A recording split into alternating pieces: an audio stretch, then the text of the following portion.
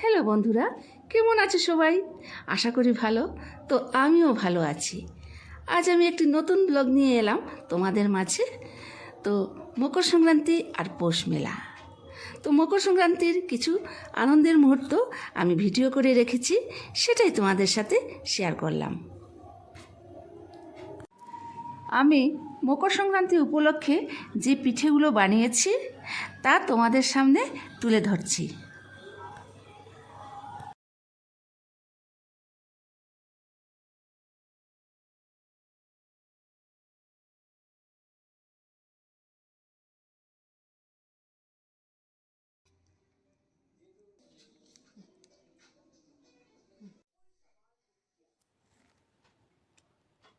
আমাদের ঘনিষ্ঠ রানু দাদা, উনারই আমন্ত্রণে সুপ্রাগান্ধী গ্রামে গিয়েছিলাম ওনার বাড়িতে সংক্রান্তি উপলক্ষে।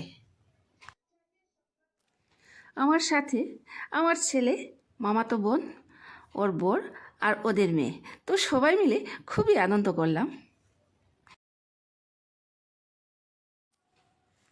ধান কাটার পর সেই মনোরম দৃশ্যগুলো দেখো, ওদের বাড়ির প্রাকৃতিক পরিবেশ তোমাদের সামনে তুলে ধরছি। আশা করি তোমাদেরও ভালো লাগবে।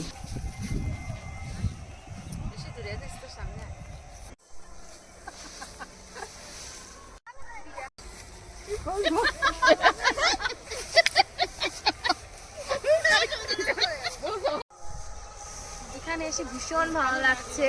এখানে আমরা পৌষ সংক্রান্তিতে এসেছি, খুবই এনজয় করলাম। এবছর প্রথম এরকম এত সুন্দর প্রকৃতির একদম পাশে এসেছি, ধান কাটা হয়েছে, সবকিছু দেখছি ন্যাচারাল। এই যে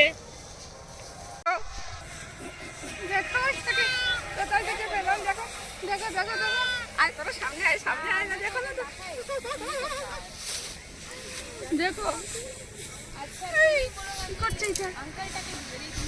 কোথা থেকে দৌড়ে একটা ছোট্ট বাচ্চা পাঠা এলো। যেমন আপনজনকে দেখলে মনের মধ্যে একটা আবেগ ও আনন্দের যে অনুভূতি হয়, সেই অনুভূতিটাই হলো। তোমরাও দেখো বাচ্চা পাঠাটা আমাদের সাথে কি করছে।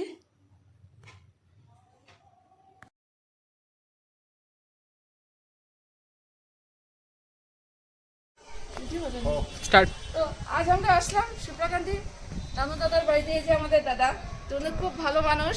ওনার বাড়িতে এসে আর ওনার যে মিসেস, তো ওনার ওই যে বাবা, তো আমাদের জেঠু আর কি। তো সবাই আমরা খুব এনজয় করলাম আজকে। আমাদের দিনটা আজকে খুবই আনন্দে কাটলো। তো সব কিছু তোমাদের সাথে শেয়ার করবো। তো ওনার বাড়ির, তো এখন আমরা পৌষ মেলাতে যাব।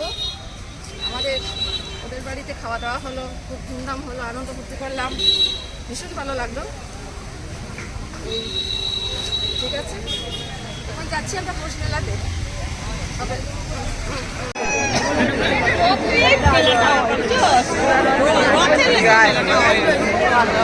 হ্যালো,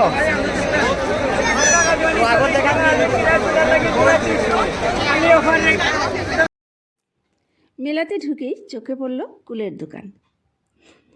তো আমাদের তো সরস্বতী পুজোর আগে কুল খাওয়া বারণ, লোভ সামলাতে পারিনি, তাই কিনে নিলাম।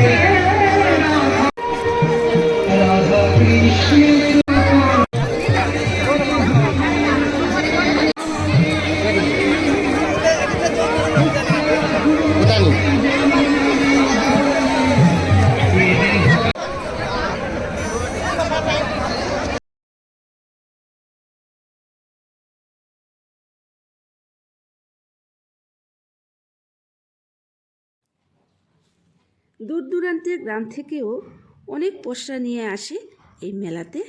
শহর থেকেও অনেকেই এই মেলা দেখতে আসে। কেউ আসে জিনিস কিনতে, কেউ বা আসে এই পরিবেশের আনন্দ উপভোগ করতে।